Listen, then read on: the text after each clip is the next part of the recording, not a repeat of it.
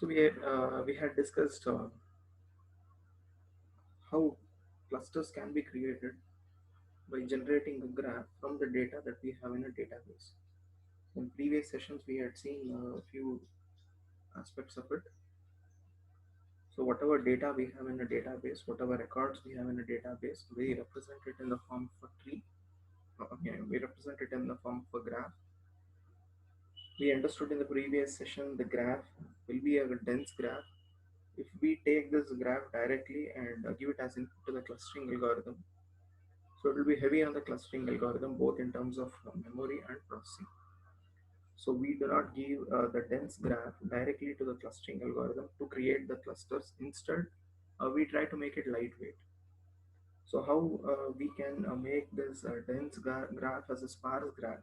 So we had seen in the previous session, in the previous video. So making a dense graph as a sparse graph has its own advantages. So the graph will be lightweight, and if this sparse graph given to a clustering algorithm carries obvious benefits, the amount of processing memory requirement will be reduced. So continuing with the discussion, the same principles holds good here also. So we have a graph, a dense graph. We cannot give this dense graph as input to the clustering algorithm because of the same issues that were highlighted in the previous video. It will be heavy on the clustering algorithms in terms of processing and memory requirement, processing a dense graph with records. So we try to make this dense graph as a lightweight graph. How we are doing it? So we are doing it by creating a minimum spanning tree from a graph. So we have our original graph with all nodes, edges and weights. So this graph will be made as a lightweight graph by using this minimum spanning tree technique. And from this minimum spanning tree, the clustering algorithms can create the clusters. So that will be the next step. So how to create the minimum spanning tree? We are aware of the basics of it. We know what is a spanning tree. We know what is a tree on the first hand. We know the difference between a graph and a tree. So graph can have cycles, but a tree cannot have cycles. So what is a minimum spanning tree? A minimum spanning tree is a graph, a lightweight graph with weights and without cycles. So as you can see, this is my original graph. This was my original graph. You can see we have different nodes A, B, C, D, E. Nodes are nothing but the records here. Records are data objects. You can see nodes are connected through edge. For example, A, B is connected through a edge. What does it indicate? What does the connection indicate here? Connection indicates data object A is related to data object B. So how much is the similarity? How much it is related? So it is represented or indicated through weight. So I have marked it as W. So more the value of the weight, lesser the similarity. Lesser the weight, more similarity. So this is what we understood in the previous discussion. Meaning that if the value of W is very high, then the similarity between points A and B is less. If the value of W is less, then the similarity is high, very high. Now, this is my graph. This is my original graph with nodes, edges, and weights. As already discussed, if I give this graph as input to the clustering algorithm to create clusters, it will be a very tedious task for the clustering algorithm to derive the clusters from this original graph, which is dense. That is the reason we had done sparsification in the previous discussion. In the previous video, we had seen this. Now, we have one more way of doing the sparsification, making it lightweight. That is what?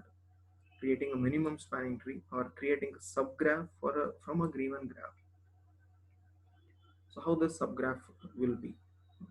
So we are creating a subgraph with these aspects in mind. That is, the subgraph should not have any cycles, something like a tree. So we understood the difference between a tree and a graph. Graph can have cycles, but tree cannot have cycles. So we create a subgraph with no cycles, somewhat like a tree. But one more thing you need to keep in mind, from the original graph, when you're creating a subgraph, you should ensure all the nodes in the original graph are carried. You should not leave any, you should not outcast any node from the original graph. Once again, I'm repeating, when you're creating a subgraph from the original graph, you need to ensure all the nodes in the original graph is carried to the subgraph. And the third point here is minimum weights will be taken into consideration to construct the spanning tree. So a spanning tree is a subgraph derived from the original graph, from the dense graph. Please make it a point. We have original graph. From the original graph, we are deriving a lightweight graph, which is the spanning tree in this case. And this spanning tree should have weights which are minimum.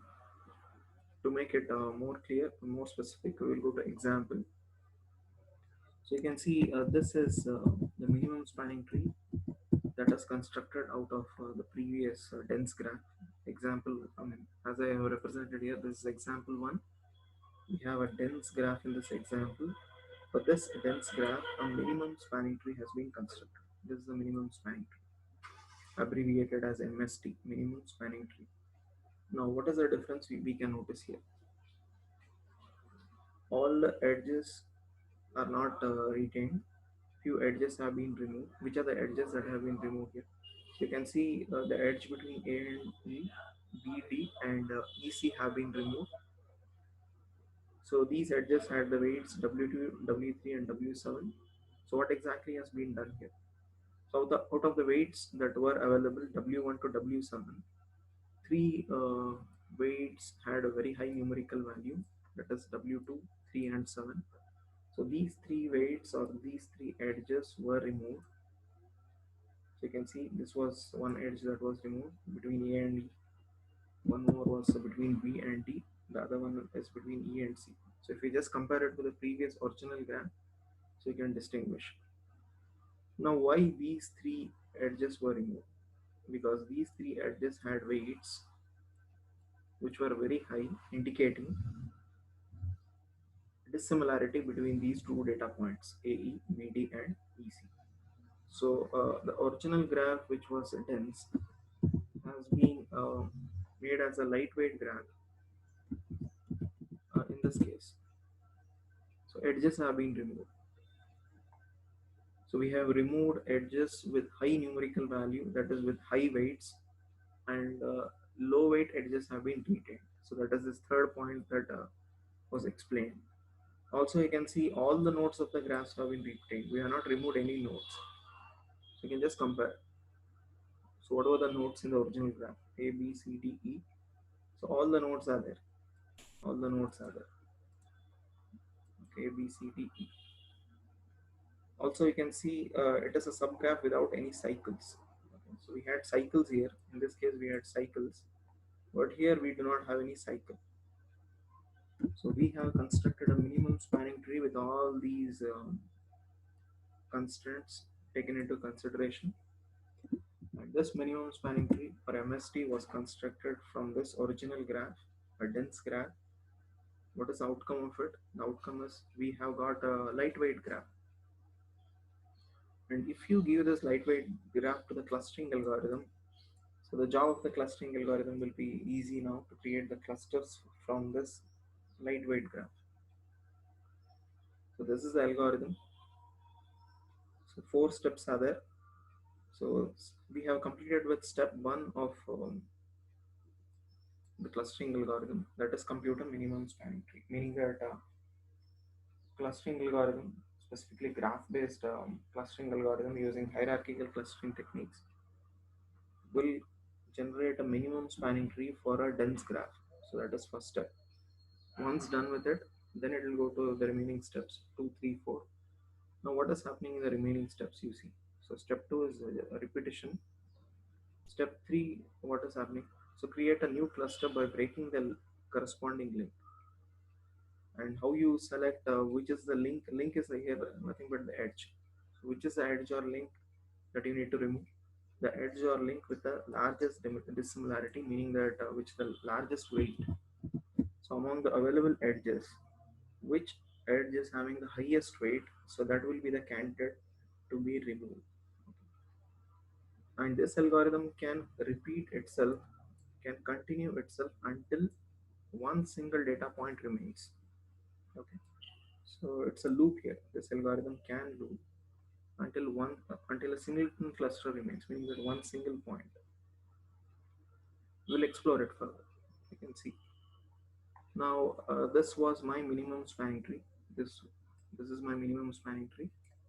So that we are seeing here. Now from this minimum spanning tree, my algorithm, clustering algorithm, should construct clusters. Now what is the input you will give to this algorithm? The input is you will indicate how many clusters you want. For example, I will give 2 as input to this algorithm, meaning that I want 2 clusters. Now what the algorithm will do? So to create 2 clusters, this algorithm should remove one edge from the minimum spanning tree. Okay, for example, this is my minimum spanning tree. From this minimum spanning tree, 2 clusters should be created. So in order to create 2 clusters, one edge should be removed. So which is the edge that should be removed in this case? So the available edges are W1, W4, W5 and W6. So among the I mean, these are the weights on the edge. So the available edges are AB, BC, CD, DE with weights W1, W4, W5 and W6. Which edge should be removed? So the answer to this question is already given in the algorithm. Remove the edge or break the link corresponding to the largest dissimilarity, meaning that I need to remove a weight which has a very high value. So I want to create 2 clusters. So I will be removing a weight with very high value. So I will assume that among the available weights, W1, W4, W5, W6, W6 is having the highest weight, meaning that I'll remove this edge. I'll remove this. Now 2 clusters are remaining. This is one cluster with points ED with the edge connected and W5 as a weight, and this is one more cluster. So I have got 2 clusters here. So the same you can see here, the same representation. I had removed the edge. I had removed the edge the edge CD, which with the weight W6 was removed, which was the highest weight. The consequence of it is we have 2 clusters, cluster 1 and cluster 2. In cluster 1, we have 3 data points or records or data objects, that's A, B, C. So 2 edges and with its corresponding weight W1 and W4. And we have cluster 2 with two data points ED. So one single edge and a weight W5. So this is how the clustering algorithm will create clusters from the minimum spanning tree. So the bottom line here is your clustering algorithm is not creating clusters directly from the original graph or dense graph. It is creating a subgraph from the original graph, and the subgraph in this case is the minimum spanning tree. In the previous video we had seen the subgraph was the sparse graph that we had created using the proximity matrix. What if you want 3 clusters? So you will give 3 as input to this algorithm, meaning that you are asking this algorithm to create 3 clusters.